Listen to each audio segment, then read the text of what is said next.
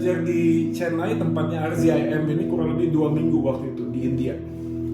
Dan saya bertemu dengan banyak orang dari seluruh negeri, ya, seluruh negeri, berbincang-bincang satu dengan yang lainnya. Dan problematika yang menarik adalah itu semua hampir seluruh bangsa itu sama, yaitu ketika ada banyak orang Kristen tidak menggunakan logikanya itu sebagai satu bagian untuk meneguhkan iman percayanya, guys.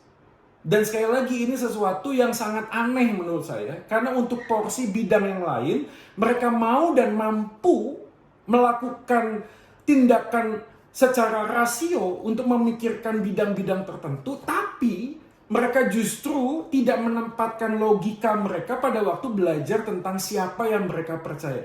Aneh sekali. Aneh sekali. Ya. Ini kan membingungkan gitu loh. Maksudnya, mana yang jauh lebih penting sih pada waktu kita bicara tentang kebenaran yang sifatnya itu bukan hanya sementara tapi kekal, tapi kita bicara tentang sesuatu yang kita tahu nih, suatu kali kelak apapun gelar kita akan tinggalkan. Apapun prestasi kita suatu kali kelak kita akan tinggalkan. Tapi untuk sebuah kebenaran yang sifatnya adalah kekal, kita justru tidak memikirkan hal itu dengan sungguh-sungguh. Tapi saya bersyukur sih di tengah pandemi yang seperti ini justru Tuhan pakai gitu loh untuk menggerakkan ada banyak orang bertanya-tanya apakah pandemi ini hukuman dari Tuhan atau tidak. Bagaimana Tuhan itu sedang bekerja di tengah kesulitan penderitaan. Apa ini? Isu-isu apologetika. Karena kemudian orang mengambil sebuah gambaran yang tidak bisa dipungkiri. Kalau memang Tuhan itu ada, bagaimana mungkin ada penderitaan dan kejahatan di tengah-tengah dunia ini? Kalau memang Tuhan itu baik, mengapa dia membiarkan para pendeta yang mengasihi dia lalu kemudian meninggal dunia karena COVID? Kalau Tuhan itu maha kuasa, bagaimana mungkin dia tidak menolong orang-orang tertentu di dalam dunia ini? Ini menjadi pertanyaan yang masuk dalam konteks apologetika. Dan yang menariknya adalah Ravi Zacharias mengatakan di dalam sebuah bukunya Jesus Among Other Gods, penyangkalan terhadap Kristus tidak terlalu berhubungan dengan fakta-fakta, lebih banyak berhubungan dengan kecenderungan seseorang untuk menyimpulkan berdasarkan prasangkanya. Dan sekali lagi, ini bukan terjadi pada orang lain kepada kekristenan, tetapi orang Kristen kepada agama yang lain juga, guys. Orang Kristen kepada agama yang lain juga begitu. Ya contoh misalnya isu-isu tentang teror dengan agama Islam. Dia prasangka, ada banyak orang kemudian mencoba untuk menjelaskan memang betul kok dari dulu memang begitu. Apakah betul demikian? Apakah ada banyak orang yang menganut Islam juga mengerti dan memahami bahwa di dalam doktrin iman Islam itu ada poin abrogasi misalnya, yaitu nasib mansukh, pembatalan ayat-ayat tertentu karena ada ayat yang baru yang muncul. Tidak ada yang tahu tentang hal itu, tetapi semuanya muncul dengan prasangka. Termasuk juga pada waktu kita bicara tentang Kristus. Banyak orang kemudian mempunyai prasangka bahwa orang Kristen menyembah 3 Allah, triteisme. Dan yang menariknya adalah triteisme yang diajarkan dan dipegang oleh banyak orang di luar orang Kristen adalah apa? Bahwa Allah itu 3, ada Bapa, Maria, dan Yesus. Ya. Jadi seperti mitologi Yunani ketika Zeus nikah dengan orang manusia biasa di dunia ini, lahirlah Zeus kan, Hercules misalnya, lahirlah Hercules gitu. Ini sesuatu yang harus ya kita hadir di tengah-tengah dunia ini memberikan sebuah klarifikasi. Karena kita sangat setuju bahwa kita ini menolak triteisme. Kita ini menolak bahwa Maria itu sama dengan setara dengan Allah. Enggak. Oleh karena itu guys, pada waktu kita bicara tentang perbandingan agama, perhatikan slide ini. Membandingkan itu bukan merendahkan. Maka ini penting sekali sih. Sekali lagi ya, nanti abis ini ya, tolong ya, ini berapa orang di sini. Coba nanti kunjungi ya YouTube channel saya, ini promosi terus ya, apa-apa ya. Jangan lupa subscribe ya, subscribe. Ya. Karena bikin video tuh nggak gampang loh guys ya. Terus begitu yang lihat sedikit tuh kadang-kadang bisa melemahkan iman ya. Tapi enggak lah ya, oke. Jadi bisa begitu. Salah satu yang saya coba angkat adalah isu seperti gini, apologetika. Come on guys, kita ini bicara tentang agama, kita itu bicara tentang agamaku dan agama dia, bukan dengan sebuah motivasi itu merendahkan. Memang ini sulit sekali untuk diterima. Karena kita pada waktu bicara tentang ilmu pengetahuan yang berkaitan dengan agama, kita harus sadar dulu bahwa agama itu tidak ujuk-ujuk datang dari surga guys. Berapa banyak hari ini yang tahu bahwa agama Hindu itu muncul dari sebuah wilayah namanya Hindustan. Dan orang-orang yang berkumpul di Hindustan itu menyembah animisme, dinamisme. Karena mereka berkumpul dalam satu wilayah, muncullah Hinduisme, ajaran tentang Hindustan. Sebuah bagian kelompok gitu loh. Kalau kita ngomong tentang sejarah juga, agama tidak bisa lepas dari mana mereka muncul kok. Ya, kenapa Yesus itu orang Yahudi? Kenapa lalu kemudian Nabi Muhammad itu ada di Arab? Kenapa kemudian agama-agama tertentu itu digunakan sebagai agama dalam bahasa dalam tanda kutip identik sama agama tertentu? Saya nggak tahu ya, teman-teman bisa kaget nggak sih kalau misalnya ketemu dengan orang Kristen misalnya di gereja timur, itu kalau ibadah itu pakai bahasa Arab, gitu. Nah, saya punya pengalaman juga sih, dulu udah lama banget ya. Suatu kali ada mahasiswa gitu, kita kan mahasiswa sekolah Alkitab. Lalu ada chapel, ya ada chapel. Nah, pada waktu ada chapel, ada seorang bapak datang pakai kopiah, tahu ya kopiah ya, kopiah peci ya, pakai peci. Itu pada waktu masuk ke dalam tempat ibadah, semua mahasiswa tuh udah rusuh gitu loh. Ini kok ada orang Islam masuk gereja ini? Wah, orang Islam masuk gereja. Yang tambah mengagetkan lagi adalah ketika waktunya untuk berkhotbah, si bapak yang pakai peci ini maju ke depan, guys. Dan dia membuka sebuah salam, Assalamualaikum. Orang pada bingung menjawabnya apa gitu loh. Ya tidak ada salah dengan Assalamualaikum. Karena di dalam bahasa Ibrani bunyinya menjadi Shalom Aleichem. Jawabannya adalah Aleichem Shalom. Assalamualaikum jawabannya Waalaikumsalam. Gak ada yang salah dengan itu gitu loh. Tapi aneh sekali, saya aja di gereja gitu ya, ada orang, saya datang ke dalam sebuah tempat, lalu saya bilang mau rapat gitu, Assalamualaikum gitu loh. Oh, Pak Joy ini kok kayak Islam aja loh. Ini bahasa, guys. Bahasa itu tidak langsung menjelaskan tentang sesuatu yang sifatnya agamis. Enggak, orang-orang Kristen Ortodoks juga pakai bahasa Arab gitu loh. Pakai bahasa Arab. Makanya ini kan lucu ya, beberapa tahun yang lalu misalnya ada kata Yahweh, inget ya, tahu ya, pengagum nama Yahweh misalnya. Ya tuh, ada yang ngomong namanya Tuhannya orang Kristen itu bukan Allah, nggak boleh. Tunggu dulu, sebelum Nabi Muhammad ada, nama bapaknya Nabi Muhammad tuh pakai nama Allah gitu. Abdullah, Abdi Allah, namanya tuh itu. Nah itu sebelum ada agama Islam ya sudah ada nama itu gitu loh. Itu aja sudah gagal paham gitu loh. Ya. Dan maaf, kadang-kadang kenapa banyak orang juga melihat kekristenan ini menjadi agama kolonialisme. Kenapa? Karena yang membawa agama Kristen itu adalah VOC dan antek-anteknya kan, penjajah gitu loh. Tahu ya? Kan jadi sulit kita mengambil sebuah kesimpulan ketika kita hanya punya prasangka. Saya juga nggak tahu dengan teman-teman di sini. Ada berapa banyak orang yang kemudian terganggu dengan kata ANJAY misalnya, anjay. Anjay, come on man, anjay itu artinya apa gitu loh. Kan mau dijelaskan bagaimana juga ya sulit, karena kata atau kalimat itu bukan hanya sekedar arti, tapi menunjukkan sebuah identitas norma yang ada di dalam sebuah kelompok tertentu. Di sini ada orang Bandung nggak? Orang Bandung. Oke, nggak tahu ya. Kalau orang Bandung ya, biasanya kalau saya orang Bandung kan, ya mukanya Batak sih ya. Coba saya lahir dan besar di Bandung, jadi saya lebih fasih bahasa Bandung. Itu ada kata yang namanya anjir, ANJIR. Kalau mau ditanya anjir itu artinya apa? Nggak ada gitu loh.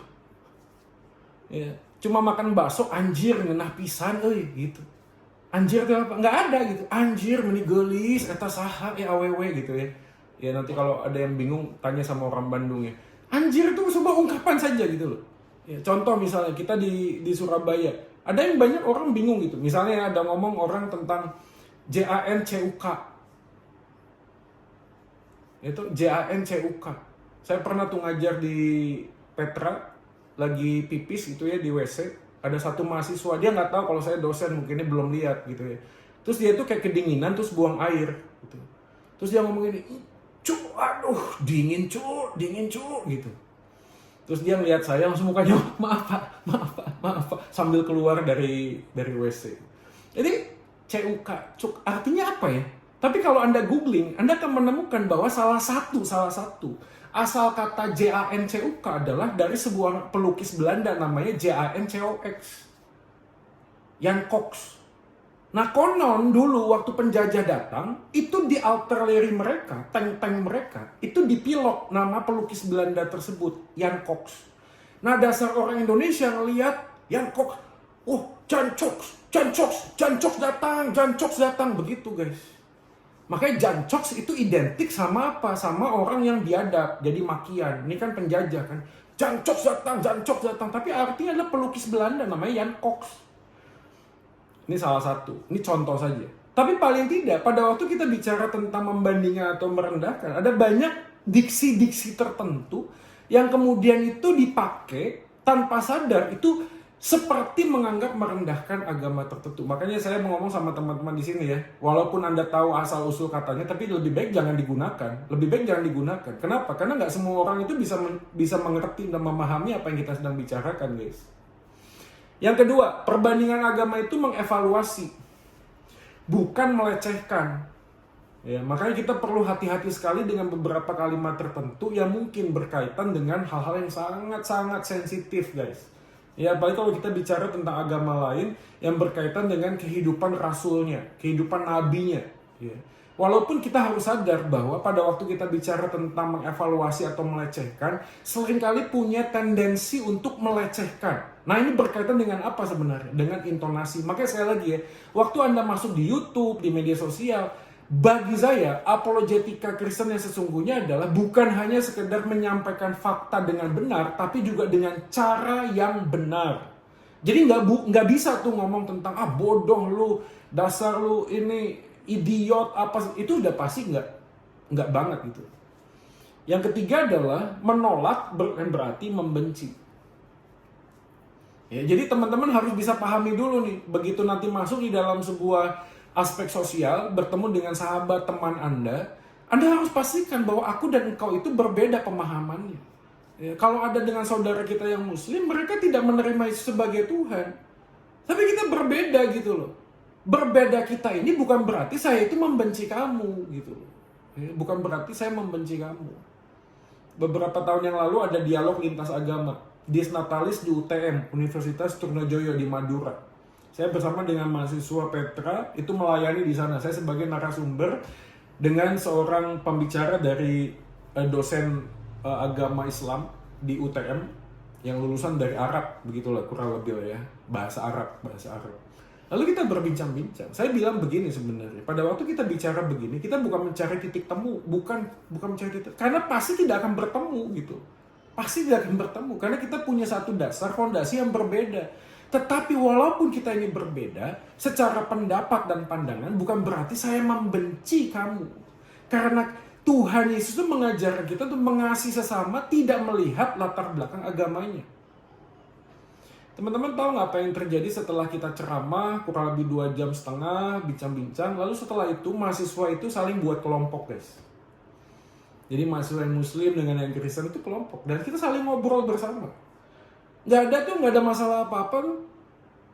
Nggak ada masalah apa-apa. Kenapa? Karena kita sadar dan percaya bahwa walaupun kita ini berbeda, ada toleransi beragama, yaitu menerima keberadaan orang lain yang berbeda dengan kita. Bayangin aja ya, gigi sama lidah aja ya, gigi sama lidah kita aja bisa berantem, tau nggak sih? Tau nggak ya? Pernah ada yang gigit lidah Anda nggak pakai gigi? Ya bayangin, terlalu dekat saja gigi sama lidah itu bisa saling cakot kok. Tapi masa lidah ngomong gini, aku nggak lagi sama kamu ya. Kamu jangan deket-deket sama saya. Mau ngomong deket-deket sama saya juga lidah sama gigi itu satu mulut. Suami dan istri pasti bisa berbeda pandangan. Ya, dan sekali lagi ya teman-teman, ini menjadi PR orang Kristen dan gereja khususnya. Apalagi dengan isu LGBT. Isu LGBT. Berapa banyak orang di luar sana yang menghembuskan sebuah suara bahwa orang Kristen itu menolak orang-orang yang LGBT. Enggak guys, kita ini tidak menolak orangnya. Yang kita tolak adalah perilakunya kok. Dan sekali lagi saya harus menegaskan gini, orang yang homo dengan orang yang hetero itu bukan berarti dosanya itu lebih jahat yang homo. Enggak, sama-sama kok. Yang hetero juga bisa begitu kok kalau di luar pernikahan. Benar gak sih? Sama saja gitu loh. Jangan cuma berpikir bahwa orang yang korupsi lalu masuk berita itu dosanya lebih besar daripada orang yang ketahuan nyontek di kampus. Sama guys, sama gitu loh. Walaupun aspek sosialnya hukumannya berbeda, betul. Tapi di hadapan Tuhan tidak ada yang besar dan kecil, semua sama.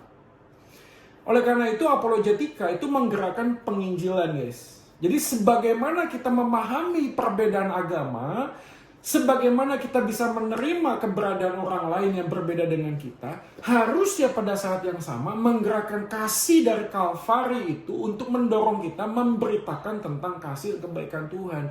Jadi sekali lagi, jangan cuma memberitakan Injil kalau engkau tidak menghidupi Injil itu sendiri. Karena orang yang memberitakan Injil belum tentu menghidupi Injil, tapi orang yang menghidupi Injil pasti ada ekspresi ungkapan sukacita untuk membagikan apa yang sebenarnya dia ketahui, bahwa Yesus yang adalah Tuhan itu mau datang ke dalam dunia ini, menyangkal diri memikul salibnya untuk menebus dosaku dan dosamu, supaya kita kembali di dalam relasi kasih yang sejati. Dan itu adalah jawaban untuk semua pertanyaan di dalam dunia ini, guys. Yang mereka hari ini bergumul dengan dosa mereka, bergumul dengan kesulitan untuk melepaskan diri dari dosa mereka. Dan ini anehnya gitu loh, anehnya gini, banyak orang Kristen juga nggak mengerti dan memahami ini.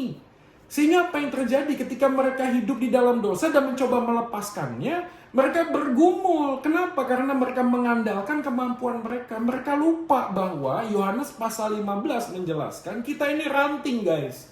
Kalau kita ini ranting, kita itu melekat kepada pokok. Perhatiin ya, buah itu nempelnya di ranting. Tetapi ranting itu bukan berfungsi menghasilkan buah, guys. Tugasnya ranting adalah melekat kepada pokok. Jadi siapapun kita yang hari ini bergumul dengan dosa, problemnya adalah bukan mencari solusi untuk bagaimana lepas dari dosa, bukan. Tetapi yang harus dipahami adalah bagaimana si ranting ini mencari pokok itu. Ya, nggak susah lah gitu loh. Kita ngomong tentang rokok aja. Saya perokok berat kok. Saya dulu pecandu narkoba juga. Bergumul kok melepaskan diri dengan semua kecanduan tersebut. Bergumul. Seks bebas, bergumul gitu.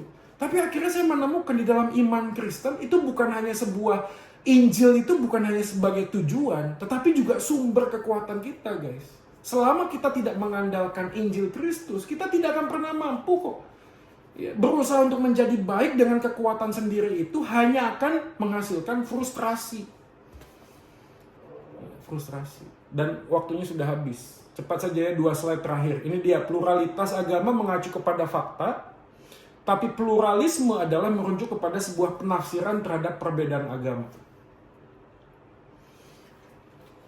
Oke, sebenarnya ini ada slide berikutnya supaya kita lebih breakdown, tapi mungkin di sini dulu ya. Ini ada beberapa definisi, apa itu bidat, apa itu eksklusivitas, apa itu inklusivitas, apa itu universalisme. Itu berbeda-beda satu dengan yang lainnya, berbeda-beda ya. Tapi kita coba breakdown dulu ya. Saya berharap sih tadi udah jelas ya. Jadi semua agama tuh di dalam dirinya sendiri secara teologis tuh eksklusif ya. Tidak mungkin gitu ya. Misalnya apakah teman kita yang muslim itu percaya bahwa tanpa percaya dan mengucapkan kalimat syahadat akan punya kesempatan ke surga? Ya enggak juga sih ya. Jadi eksklusif juga ya. Misalnya teman-teman kita yang Hindu itu bisa percaya bahwa tidak ada surga. Yang ada adalah bagaimana hidup manusia itu lepas dari semua penderitaan, kesulitan misalnya ya. Dan bagaimana Atman dan Brahman ya. Jadi jiwa kita itu bergabung dengan semesta ini misalnya. Itu pasti berbeda dengan kita. Jadi di dalam dirinya itu masing-masing punya perbedaan ya. Tapi bagaimana kita menjadi orang Kristen yang menjelaskan. Jadi gini guys, ini terakhir. Jadi dalam perbandingan agama itu bukan bicara tentang benar dan salah saja sebenarnya, tetapi lack of ratio. Jadi loncatan terhadap rasio dan logika. Sebagaimana mereka, kalau bisa teman-teman lihat di layar ya, menjelaskan. Jadi bagaimana dengan fakta dan pemikiran kita itu bisa mencapai sesuatu yang lebih dekat, itu adalah sesuatu yang bisa diterima sebagai sebuah kebenaran. Karena ada selalu di dalam semua agama, ada yang namanya tuh iman. Bahkan orang ateis pun itu punya iman sebenarnya. Karena mereka tetap percaya sesuatu yang tidak bisa mereka jelaskan dengan pengetahuan. Ya, misalnya Big Bang, ledakan di dalam dunia ini. Ya, energinya dari mana? Mereka bilang ya kami belum menemukan, tapi suatu kali someday kita akan menemukan. Ini sebuah fallacies ya, kegagalan untuk berpikir, mengambil sebuah kebenaran di tempat sekarang ini dengan kemungkinan yang akan dicapai di depan. Nah itu juga sebenarnya sebuah kekeliruan logika sebenarnya. Tapi paling tidak ada sebuah buku yang bagus sekali, I don't have enough faith ya, to be an atheism. Ya, aku tidak punya iman yang cukup untuk menjadi orang ateis. Artinya seorang yang punya pemahaman sebagai ateis pun harus menempatkan satu ruang kosong yang disebut dengan iman untuk percaya sesuatu. Nah, itulah loncatan tadi yang berbeda masing-masing. Nah, kekristenan, ya puji Tuhan ya ada keindahan sesuatu yang kita bisa bagikan kepada orang lain tentang bagaimana kita bisa memahami Tuhan yang menjadi manusia. Bukan manusia yang menjadi Tuhan, guys, tapi Tuhan yang menjadi manusia. Karena Allah yang tidak terbatas bisa membatasi dirinya dengan ketidakterbatasan kuasanya.